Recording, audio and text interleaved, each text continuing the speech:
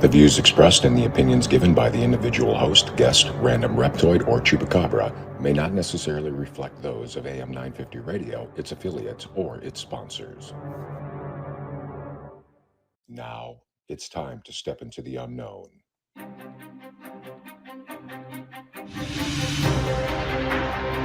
There are things people experience but never talk about. A shadow moving in the corner, flickering of the lights, a disembodied voice. We invite you to talk with us. Share your story, share your experience, because this isn't just your story. This is our story. This is GhostBox Radio with Greg Bakun. And this is GhostBox Radio on AM 950, where every night we talk about the paranormal, ufology, Bigfoot, and so much more. My name is Greg Bakun. Thank you very much. Happy Fat Tuesday, also known as Mardi Gras, and we're going to have I think we're going to have a pretty good show tonight. I'm really excited. One of the areas, and back in my days when I worked for a big, massive organization that in later years flung me aside, that may or may not be known by a big yellow tag outside of its building, used to send me to New Orleans once a month. The sad thing for me about that back in the day was that it was before I started my journey with spirit, with down the paranormal path, all that stuff. And so going down there once a month, even before any of that happened, and we'd stay in the French Quarter every single time, even without understanding what was going on, I could feel some sort of energies that I didn't quite understand. And it was very prevalent. This was also very not too long after Hurricane Katrina, and I just it has always been something that I absolutely adore. I love that feeling. I love that energy. I love that vibe of New Orleans. And as I was putting March together for the program, I realized that today would be Mardi Gras, and I really want to talk about it. I'm not quite sure what angle to really go to, but there was somebody I wanted to bring on, and I hadn't talked with her. She's been on the show before, but it's been a while, and I hadn't really had talked to her in a while, and I was hoping that she'd come on, and I'm so grateful that she did. You probably all know Bloody Mary. Bloody Mary is known publicly as Voodoo Queen, storyteller, celebrity historian, author, psychic medium, ghost hunter, and owner of the famous Bloody Mary's Tour, an avant-garde boutique tour company for over 25 years. Just goes to show I could have gone down there and actually taken a tour all the times I was down there, and I never did. Bloody Mary is the tradition keeper and also the curator of the Haunted Museum and Voodoo Pharmacy Spirit Shop at 826 North Rampart Street, receiving international acclaim. It also ranks as first haunted museum, starting as the Ghost Gallery in 1999, moving to different haunted locations in New Orleans.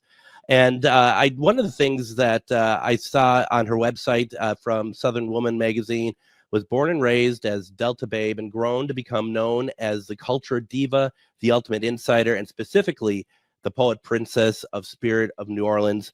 Bloody Mary is a true spokeswoman of her hometown and an elegant, modern Southern belle. And it is my pleasure to introduce Bloody Mary to everyone tonight. Bloody Mary, welcome to GhostBox Radio. Nice to be here. Now, I would argue about the Southern belle part. That was their opinion, but okay. Well, that's one thing about New Orleans that people have to get out of their head. We are not in the South. No, that's true. That's a good point. We are geographically, but we're not the Southern belle. We're the Latin Catholic displaced European colony that's got more associated with the Caribbean and across the waters than we do to our brother and sister states. So they call me a Southern belle because I guess I'm nice and polite. I don't drink mint juleps, and we don't talk like that here. No, you don't. We don't, have that accent. Nobody ever gets the real accent. No, it's not Cajun and it's not Southern belle. It's more like Brooklyn. that Brooklyn, New Orleans accent that is so well known. We call it the Yat accent. Now, I don't have that. My sister does. My aunts do. My mother did. I didn't want it. That's okay. I still have partially that Fargo accent from that film Fargo that everyone makes fun of. All of us up in here is like, oh, don't you know? It is what it is. And my parents really spoke like that. When we get off the phone, you're right as you're ending the conversation, my mom would be like that wind up of, well, okie doke, we'll talk to you later, and it's like, oh my God. I associate that with Canada too. It's very Oh similar. yeah. Yeah, See, absolutely. oh yeah. Oh, yeah. You did it just now. Did I just out myself? Well, there you go. So I'll do y'all a lot. Y'all. Hey y'all, we do y'all. And I'm here to be an advocate for using that as a politically correct pronoun. Oh, really? Yeah, let's do y'all. You don't have Yeah. to be he, they, y'all. Y'all. I like that. I like that a lot. And I'm going to be honest. That year or so, because I used to, like I said, I was going down to New Orleans once a month. I picked up y'all quite a bit. I would say it. I mean, and because for people who don't know, it is said everywhere down there. It really is, and it's fantastic. The most southern thing is y'all. And everyone's so polite down there. I've found in my travels. I mean, there's everywhere though too. People are like, there's Minnesota nice, and I think that there's absolutely no such thing as Minnesota nice. But everybody I knew in Minnesota was really nice. And what was the other one? Minnesota won. Well, I know of Minnesota road construction. If one is like a middle finger when you're trying to. No, one is they're so nice there that they had one skyscraper. And everyone decided they would never make it higher than that because they were just nice and they wanted that one to stay high. It's true. The IDS tower, there are a lot of skyscrapers, but each one is about like just a minimal amount of feet below the IDS tower. That is absolutely true. Wow, your Twin Cities knowledge is I have very trivial. Very trivial, I'm going to say. Yeah. It's now and a gateway to hell. You got a gateway to hell there. That's good. Where? Come on. You are GhostBox Radio, and you don't know that Minnesota is the one city that the Pope will not fly over because it's got a gateway of hell. No, I had no idea. Oh my God! I just thought he hated us. Oh no. Anyway, it was probably a Pope or two behind, but there was. In this country, it's Minnesota, which made me laugh. When I was in Europe, they were talking about all the gateways to hell. So, I went to Paris, I went to Torino, I went to everywhere where there was a gateway to hell to say hello, And when, and the guy with that very thick accent was like, yes, and in your country, Minnesota.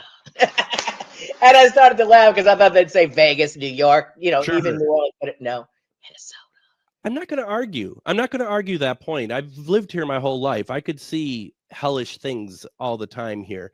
Now, probably at the falls. Isn't there a falls in the center of town, an old Native American Indian power site? Well, yes, there's a ton of great locations, but there's like the Minnehaha Falls, and there's a lot of great stuff like that all around. I was in Minnesota, my most haunted night.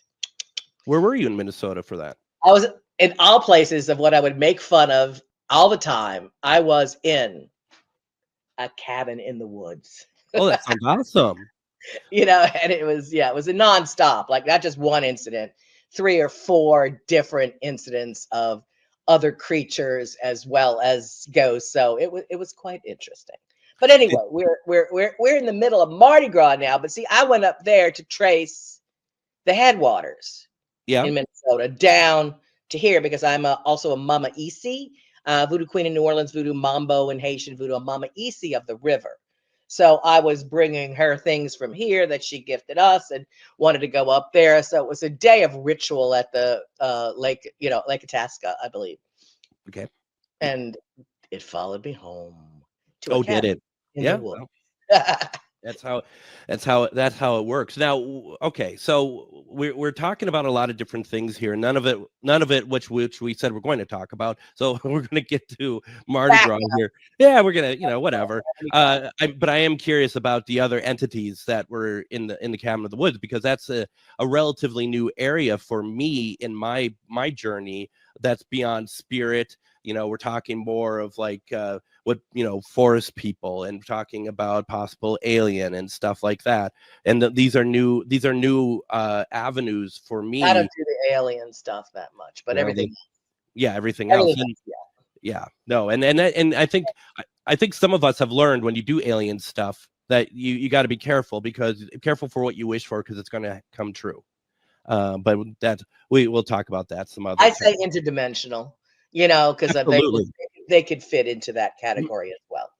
Absolutely, absolutely, and that was, to me, that was a big, mind blow for me. And all of the interdimensions become this dimension on Mardi Gras.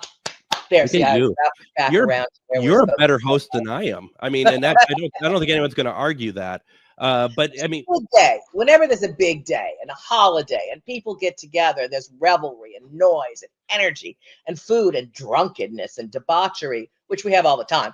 But Mardi Gras Day is a day that would become, therefore, a huge magnet to pull and to clear and open all the dimensions. So absolutely 100% ghosts like to party. I catch pictures in costume. We have more people, we have more ghosts. It's just the way it is. They're busy, they're out in the street, they're partying, they get to feel a little flesh and you won't even know who they are. There's all of that goes on Mardi Gras Day. But, and historically it's been a party, right? So almost from the very beginning of colonization. I looked and I saw that Mardi Gras started being celebrated in New Orleans in 1699. So it's been around It's possible, but it's also been in some little surrounding towns as Sure. well.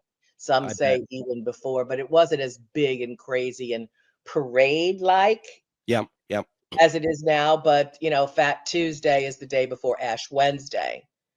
So you got to Right. get whatever sins you got left out before that, So Absolutely. I can't say too long because I've got a lot of sins to Well, do. I was going to say, does this count as one, being on a low budget radio show? Okay, just want to I don't think so. No. no, No, not quite. I mean, I guess it depends on who you talk to, right? Right. Some Yeah. people are against all kind of talk to spirits except for the Holy Spirit, and Holy Spirit's out there dancing too. We got the church out playing and praying, and tomorrow they'll be fasting, there'll be other things, but Wearing not through today. and wearing ash on their forehead. Yes, I wear ash. I wear And ash. and I use ash in a lot of things, but yes. oh yeah, absolutely. Now you said spirit in costume. Have you seen, like, spirit dresses up and really takes part in the whole thing as well? I've got pictures of spirits with elaborate hats and other things. Now, they could just be monsters taking off their costume as humans to be in, but they're a costumed creatures and things flying around. Look up. That is my advice to all of you. We're a society that doesn't look up. You're walking down the streets of New Orleans. They're not always at eye level. They don't have the gravity issue. Look up. They're looking down at us and playing from the balconies, from the roofs. You see a lot looking up, So yes, Yeah. they could be walking in the crowds with you, but also look up on the rooftops, on the balconies, That's a really good point, because there is so much happening that it's so easy for anything, and literally anything, to just immerse itself without really anyone paying attention, because everything is happening at once during Mardi Oh, Gras. yeah, they're not gonna be like found out, caught out, hunted problems, not on Mardi Gras.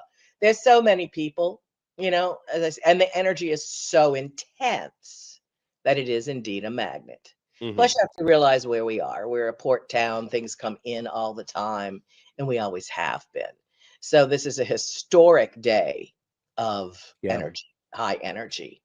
And spirits are aware. I mean, holidays, like there's holidays everywhere, obviously, like Christmas and Thanksgiving, but this is our holiday. This Yeah. is our time.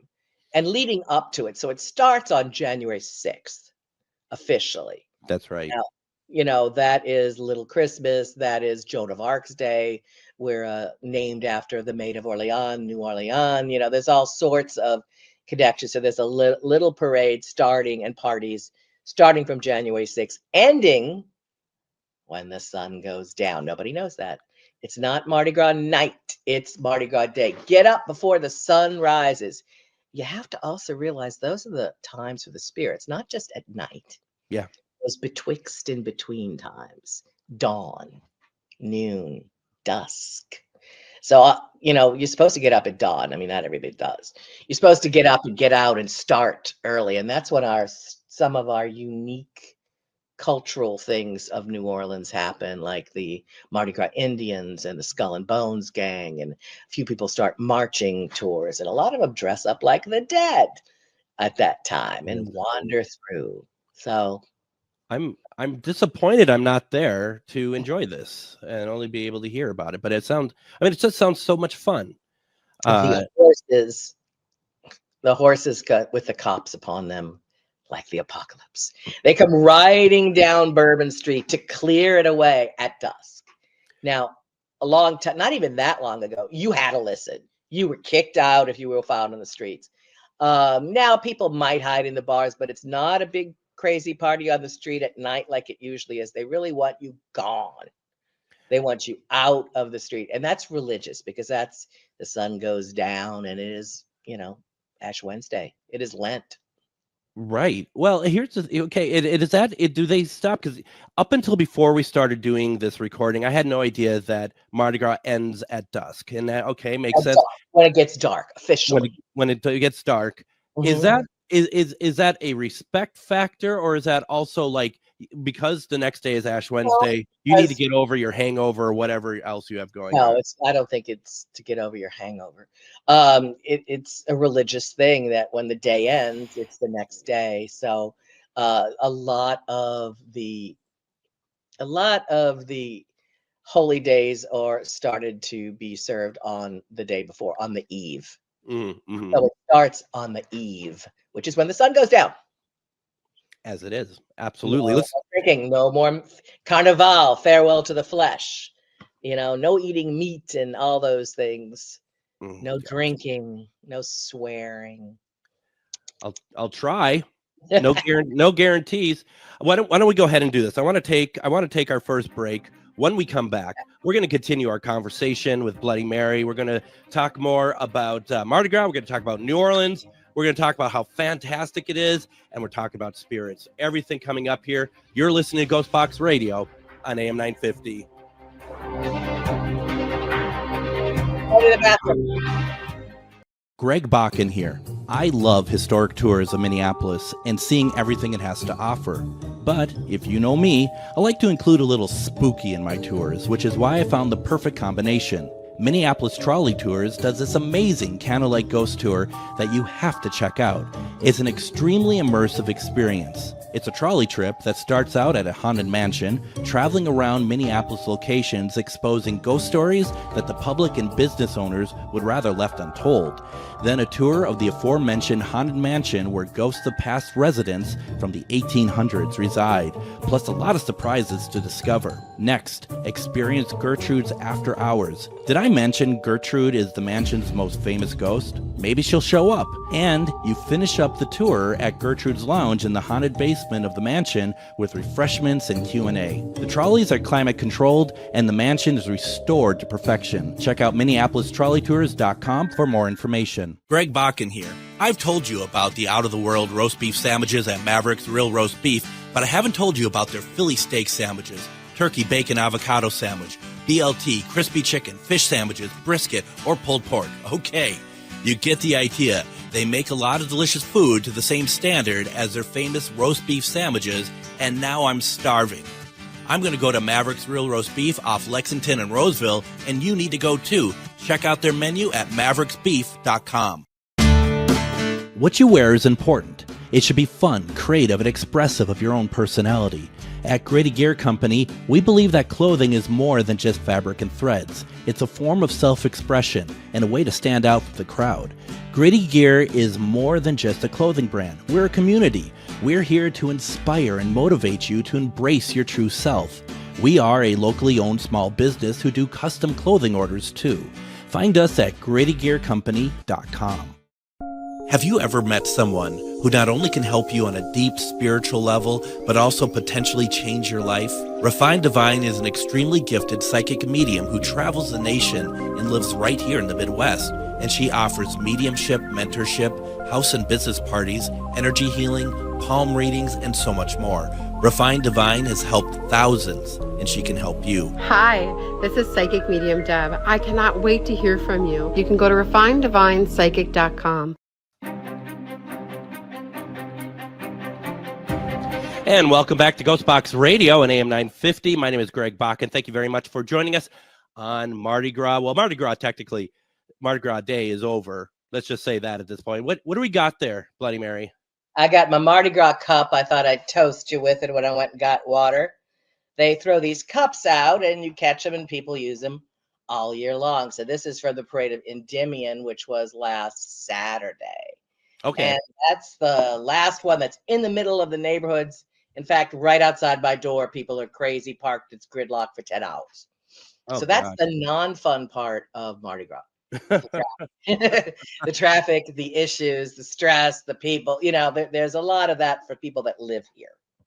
How much do you partake in Mardi Gras just over the entire month? Do you do a lot of it, or do you just kind of? No, not parades wise, at least. Some of the smaller crews and parties I watch. But the one that's right here, Endymion, the big one, I go to it because I'm stuck here anyway, right?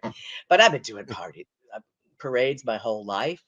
Yeah. I don't really need the beads anymore. We'll use the cups, but I don't need the beads. Everybody's got so many beads, I bet. and the energy, and just the crowds. You just got to be able to always maneuver and want to maneuver through the crowds.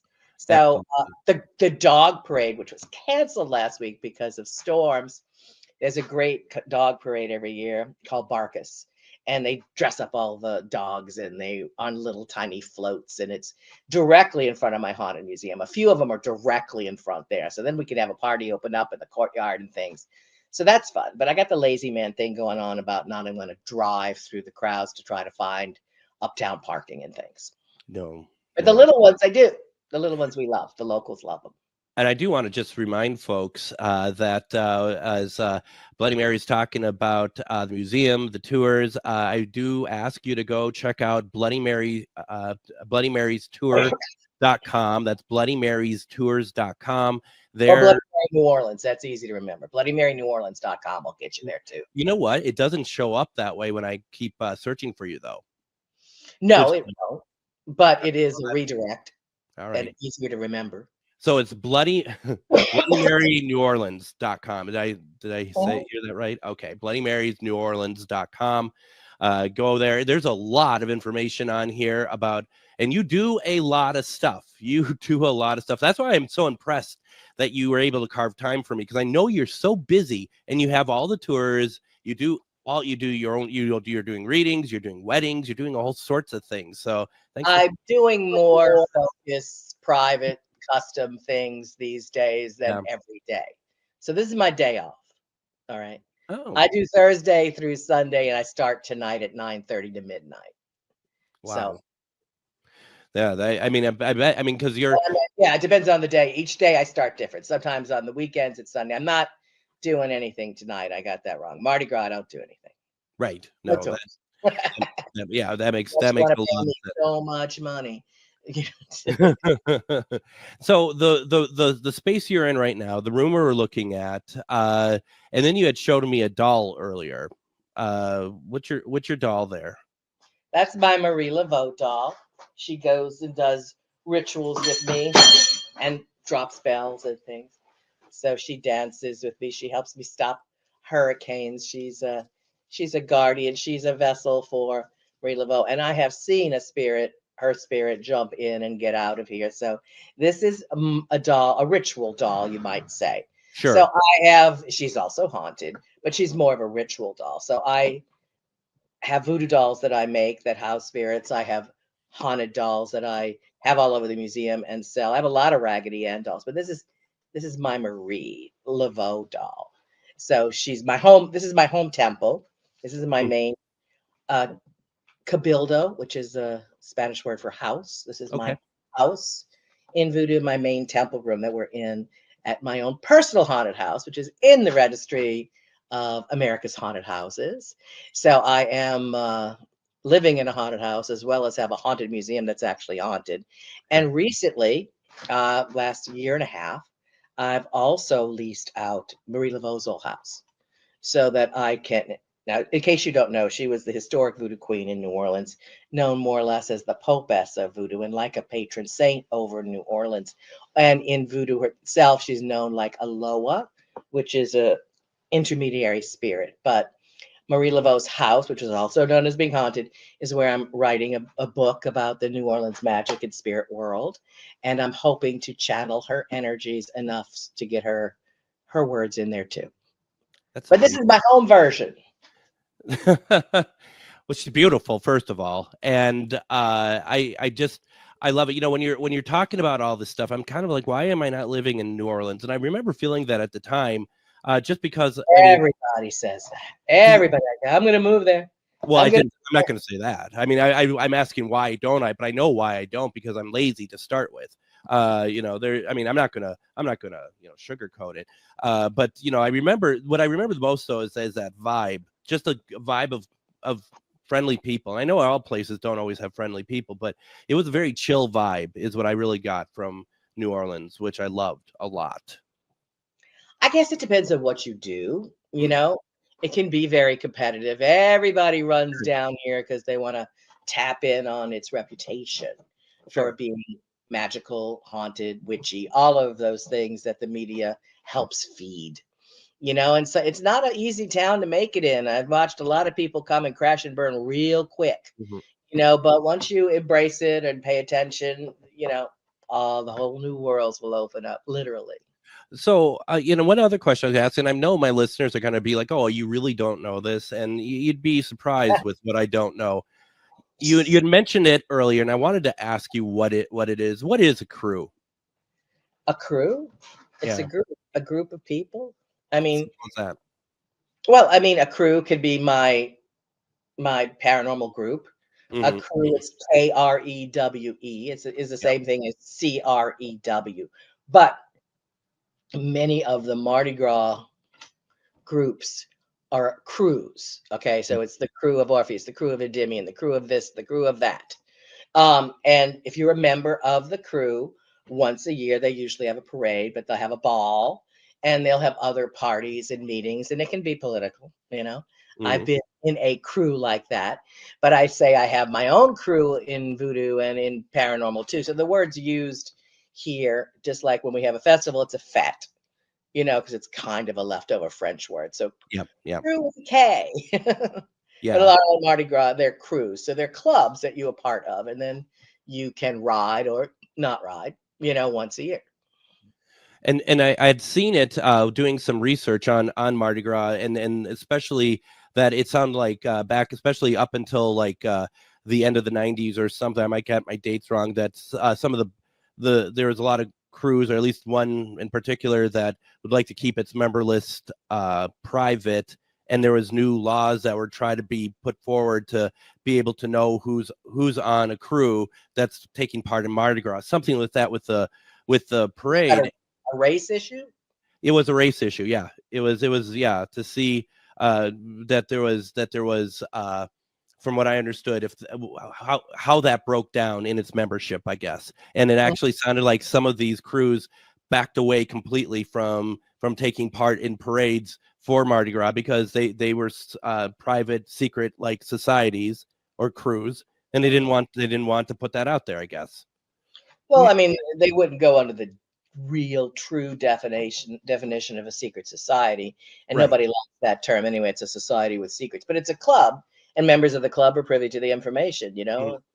It's just the way it is.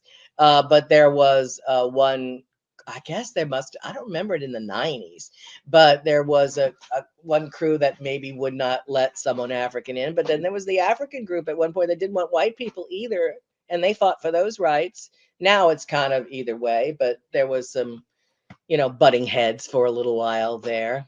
Yeah, they had separate crews. It's your club.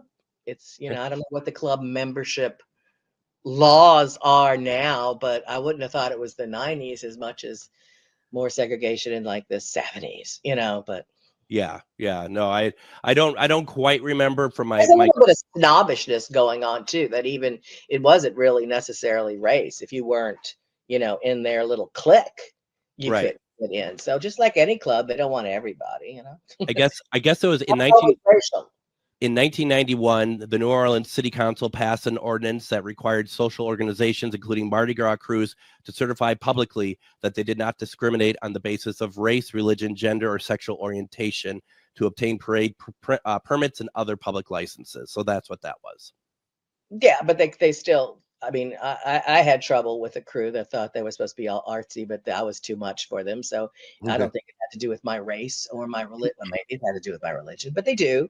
You know, Yeah. people aren't supposed to, but they do. But I think at that point also, that happened a little earlier, that Zulu was all black, started letting white people into it. Went both ways. Absolutely. You know, Absolutely. but 91, I wasn't quite back in New Orleans yet. And then let's say it was in the 80s that they started the whole show your thing, which was never a thing here. Never. Mhm. That was when the city council decided not to let Mardi Gras run that particular year. So the people were trying to get things going in the French Quarter by showing stuff. So, you know, there's politics that throughout the years have changed what people look at Mardi Gras to be about. Well, and I can imagine that it's really hard when something like Mardi Gras itself is so big. And so I don't know if I might be using the wrong word, because loose isn't the right word I'm looking for, but it's undefined. It'd be so many different things, and that there's so many, you know, that trying to put any kind of you know, control over it or even ordinances or whatever could be, I can imagine that being fairly difficult. I mean, right now they just got to deal with crowd control, safety, a few other things that have been an issue over the years. It was, what was that year right before COVID or right at COVID that, you know, several people died in the floats, in the parades, you know, got dragged under. And not to be, you know, weird, but when I was a kid, I heard about that every year. They never made even news. They didn't make a big deal out of it. Like you were told, don't get too close to the floats because you get dragged under and dragged down the street. And that happened all the time. And then it hadn't happened in a while because they put barricades to try to prevent you from getting so close. And then that year it happened like 1, 2, 3, 4 times. And I knew that was a sign that something big was coming, and that was COVID. It was also sorts of weird things that were going on that year. But yeah, and this year it's going to be worried about crowd control again. You know, people driving through. It's harder to drive through at Mardi Gras because the floats are in the way and barricades are everywhere and cops are everywhere.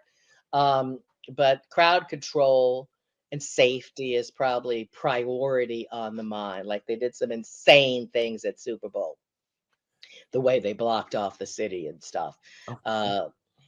I don't know what this year will bring, but I forgot that Super Bowl was in New Orleans this year because I didn't care about either team, so I didn't even watch. But that's right. It was chaos, but it didn't bring us business. They blocked it off so good for protection that they blocked it away from everybody's business. So it was a problem on all ends, you know. Yeah, but there was no political or terrorist types of thing. But I always knew it. I mean, that thing on Bourbon Street doesn't surprise me. I mean, just the way the crowds are sometimes, and it goes both ends. I mean, I've had crowds on Bourbon Street try to flip my van before. You know, there's some crazy stuff going on that shouldn't be able to go on. And it was easy. So many people in one place at one time. I figured something might happen one day, you know. And there we are. But yeah, it was. I mean, at least it forced them to put those blocks up like they're supposed to. You know, it forced them to be in the limelight so they can't shirk on financial reasons why I can't get this fixed or that fixed, you know? Absolutely. It's done, you know, which is great. Absolutely. Terrible that people had to die. Terrible that people have to look at things that way. And that, unfortunately, that's the only way sometimes to get people in government or whatever else to actually take things seriously. Yeah, to move. Yeah. 100%. Absolutely. No, it's a party time. I think it would be much harder to do what happened on Mardi Gras, though, just because everywhere else is blocked. You couldn't step on the gas. You know what I mean? You couldn't get through the crowds. You couldn't get through the streets. And so I hope that that is correct, but they not in the same way. Let's put it that way. Not in the same way at all. Absolutely. Yeah. Why don't we go ahead and do this, because we've already burned through a second segment. Let's isn't that something? Okay. Yeah, we're gonna go ahead, take a quick break. When we come back, I want to talk about Spirit in New Orleans and all that good stuff. There's so much to get to. You're listening to GhostBox Radio on AM 950.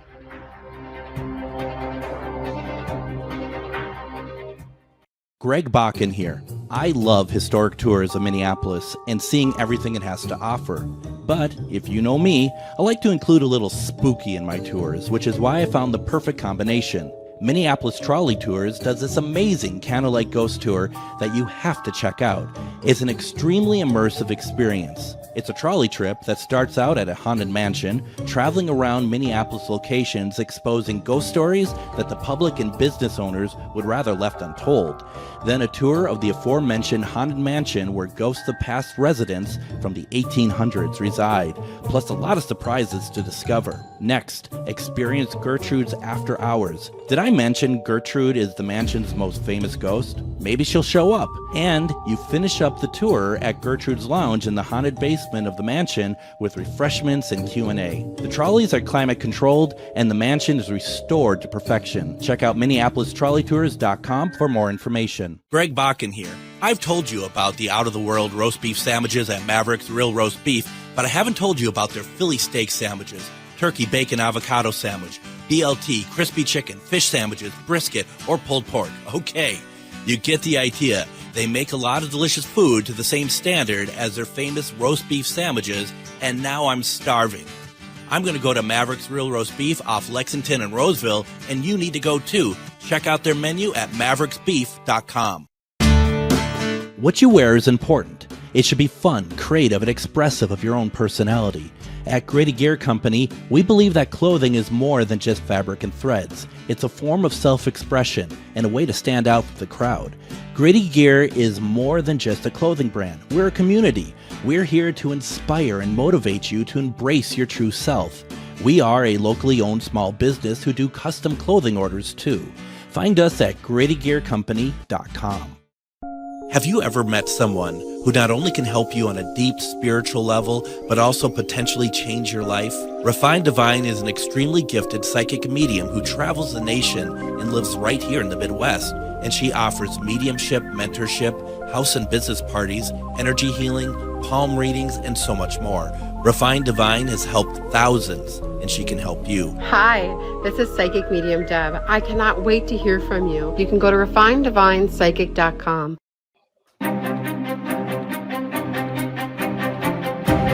And just a reminder to everybody, tomorrow is the day. You hear me talk about how much I like using Spirit Box and other ITC type equipment to reach out to Spirit. And we're going to do it tomorrow over at Ghost Stories and Beyond. It returns at Billy's Bar and Grill on March 5th. We're going to start at 6:30. We're going to do a few live Spirit Box sessions using different type of boxes, using anything else. We're going to have some mediumship there as well. And we're going to just kind of see who we can bring through. For those who are unfamiliar with Billy's Bar and Grill in Anoka, Anoka itself is very full of energy, full of spirits, and Billy's is very much so the same. So we'd love to have you come out and take part.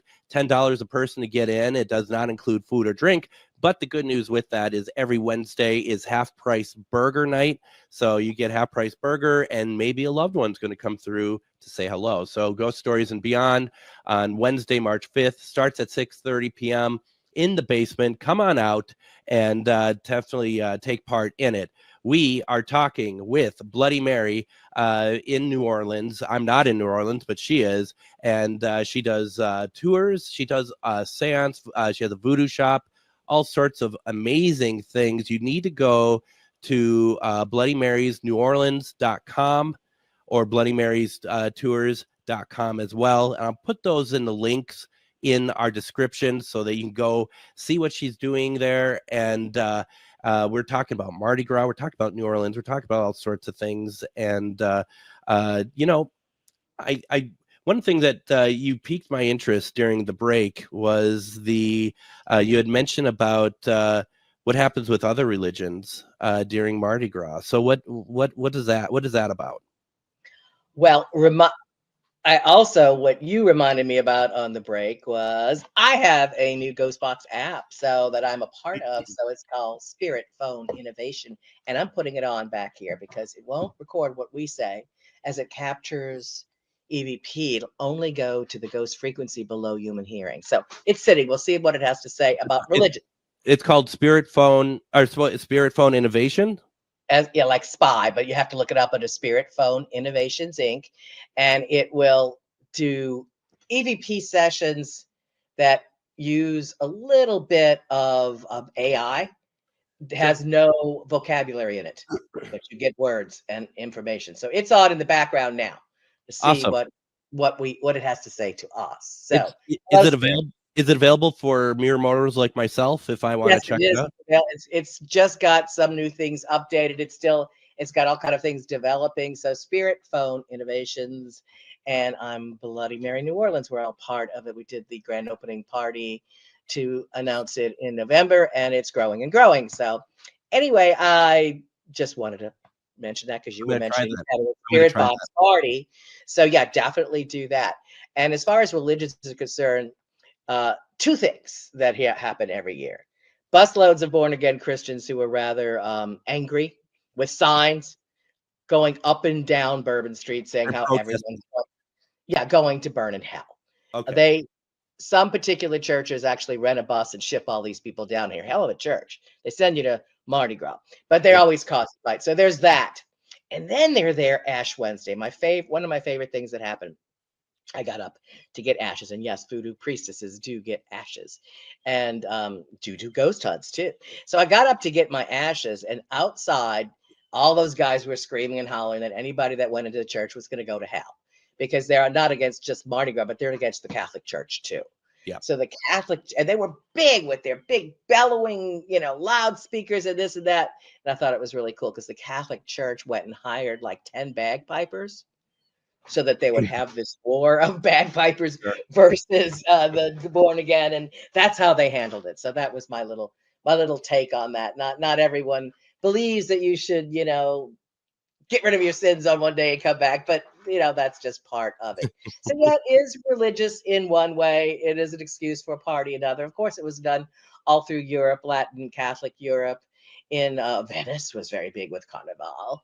And then in the Latin Catholic areas like Brazil, it's very big. In New Orleans, it's very big. And some outerlying little cities here. And there's a funky one, the Curia Mardi Gras in Lafayette, that people ride on horses and go chase a chicken to make a chicken run gumbo. So there's different ways that people do it, So get your gumbo at home. At least that'll be part of your Mardi Gras, and get your ashes in the morning so that you are, safe for the rest of the year. I grew up Roman Catholic, and I honestly, I have to admit, I have not done Ash Wednesday, and I don't want to even tell you how many years. I just have. I mean, it's amazing how you get older, and some people are able to just be good about that and follow and be and respect the religion and everything, and other people like myself, just everything's so busy, and that's really not an excuse. It's just, I mean, you can't really use that as an excuse. Politics that come out and how the belief systems get damaged over the years because of physical ailments of the human part of the people in charge. That is all religion. Yeah. So people would look to blame just voodoo or just witches or it's everything. Yeah, everything. Well, and I think excuse me. No, you and I both, we're part of the big coughing brigade that's been going on around this country. That's for sure. Yeah.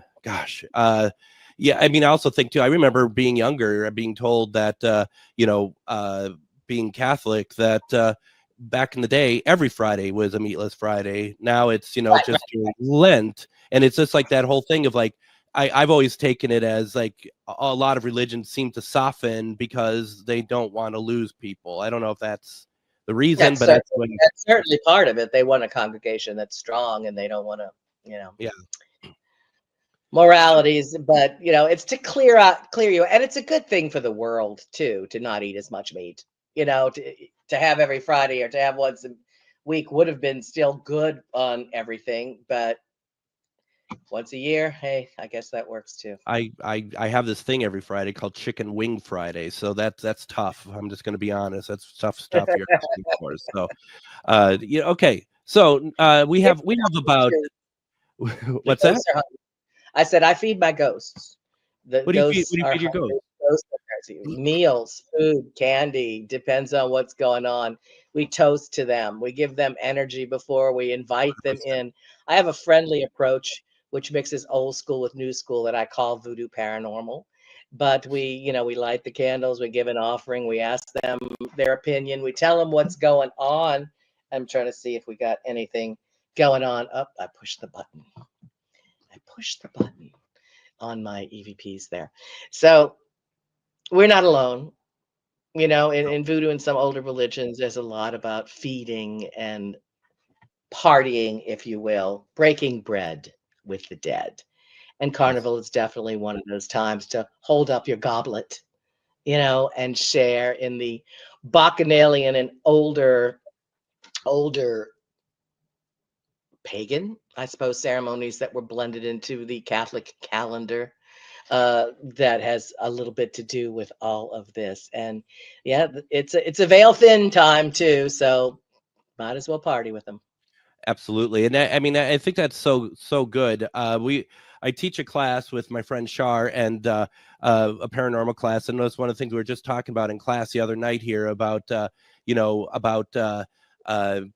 having food for spirit, offering, and if they're asking for it, if you offer to them and they say yes, that you darn well better give it to them. You better follow through on your offerings that you're doing. They're not just like, oh, they responded, that's great, let's move on. It's like, no, if they're responding, you follow through.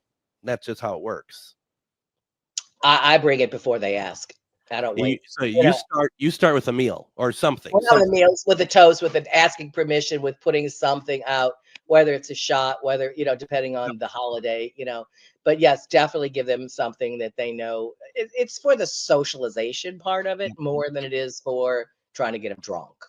It's something they liked in life. And sometimes that's cigars, and sometimes it's food, and sometimes it's liquor. We have about 6 minutes left, and I think the thing about this too is the way I always see it too is treating spirit as people. Why treat them any differently? Absolutely. Do you have anything to say to this show? Oh, spy phone innovations. There's also a Q&A version, so now I just ask them an official question. Do you have something to share? There we go. Well, okay. if it comes back saying bored, I don't want to know. My very unstable feelings wouldn't appreciate that. So no, I'm just kidding. Well, no, spirits get bored. Spirits get excited. Spirits are out. They're not always out as much when there's a lot going on in town, because their energies get pulled towards that. So I would not think that when big concerts are in town and big things like Mardi Gras, a lot of times they're out there. They're not as active inside. So I do ghost hunts almost every night in 2 or 3 different regular locations. And we're the only ones in there and all that. And I definitely notice the difference, when something big is going on near, that they might be interested in that. And that's just the way it is. So they'll be out partying. And I really do get pictures with crazy hats and things when it's Mardi Gras. And they like when you wear it. Okay, what is it? I asked them if they had something to share, and they said, yes, do it now, because we're almost out of time. Yeah, come on. Yeah, come on, get in there. It takes a while to get it in motion. So if I come out to New Orleans, obviously I'd come and visit and take part in what you have going on over there. But where else would be a good place to go for like really good spirit interaction?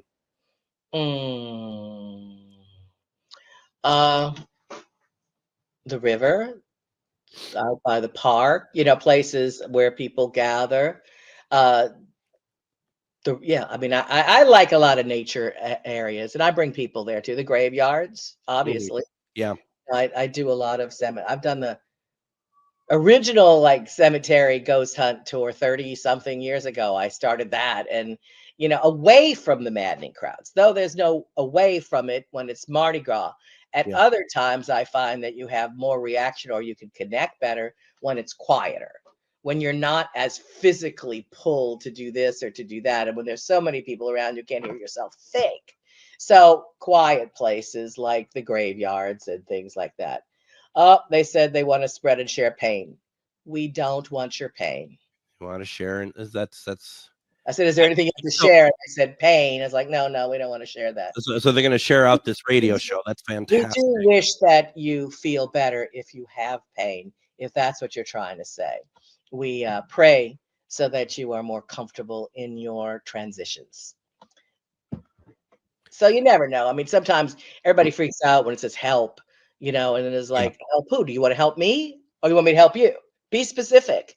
Help could mean two things, pain, my pain, your pain. What kind of pain? Are you in pain?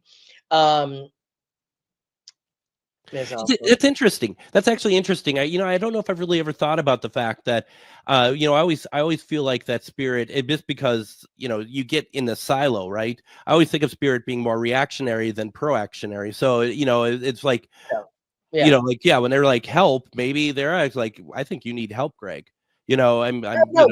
It's definitely a two-way street. That's the only reason. That's what communication is about. Yeah. It's about us helping each other to get through this. They have wisdom of knowledge of their life that maybe they can share. Perhaps they have pain, but it's our egos that think that we're better, so we're going to help them. Yeah. I'm more in the spirit guides that you can help me too. We can help each other. Yeah. The word that I got here was echo. Now, echo, I actually believe is a kind of like a spirit guide who's been coming through a lot lately. Echo was turned into an echo, but I think it was the lover of Narcissus. So hello, Echo. That's interesting. Hello, Echo. Always look up a name meaning. Hello, Echo. So Echo, or it was right back at you, however you want to look at that. Right back at you. Bloody Mary, we are just about out of time here. I just want to once again direct people to go to Bloody Mary New Orleans.com and see everything that you have going on. And I'd love to have you on the program once you finish your book. I'd love to have you on and talk about it. Good. Yes. And y'all come do ghost hunts when you're in town, and spirits or readings, or buy a scary doll. I have many Annabelles. I have haunted boxes I can get to you. I want to get a voodoo doll. I'm just going to be pretty honest about that. I don't know. Not the Hollywood stick pins in to hurt someone's stuff. No, I don't want to hurt anybody. How dare you think? How dare you think that's the only reason why I want? That's what everybody thinks. They think that's what it's for, instead of being a guard or a guide or a lover or a helper or an assistant or a housing for an ancestor, a pet. There's so many things depending on how you make them. Well, I don't want it to harm anyone, at least now that you brought it up. But we'll talk about dolls. Don't harm, people do. That's right. Bloody Mary, thank you so very much. What a great conversation. And we'll talk later tomorrow. We have Refined Divine on and Ghost Stories and Beyond. Everyone, have a great night. Bye.